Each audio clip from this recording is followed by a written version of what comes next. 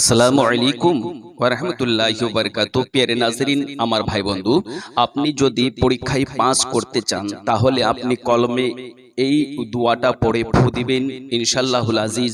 আপনি কলমে ফু দেওয়ার পর যখন পরীক্ষায় বসবেন আপনি 100% গ্যারান্টি আপনি অবশ্যই পাস করবেন। তাহলে আপনি কি দোয়াটা পড়বেন অবশ্যই আপনাকে বলে দিচ্ছি।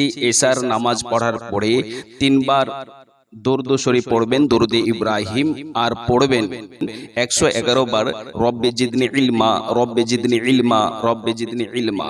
111 বার পড়ার পরে আবার 3 বার দরুদ শরীফ পড়বেন। পড়ার পরে আপনি কলমে ফু মেরে দেবেন। যখন আপনি পরীক্ষায় গিয়ে পৌঁছাবেন তখন সেই কলমে বিসমিল্লাহির রহমানির রহিম পড়ে আপনি কলমে ফু দিয়ে আপনি পরীক্ষায় বসবেন। দেখবেন 100% গ্যারান্টি আপনি অবশ্যই পাস করে যাবেন। ফি আমানিল্লাহ, খুদা হাফিজ। আসসালামু আলাইকুম ওয়া রাহমাতুল্লাহি ওয়া বারাকাতুহু।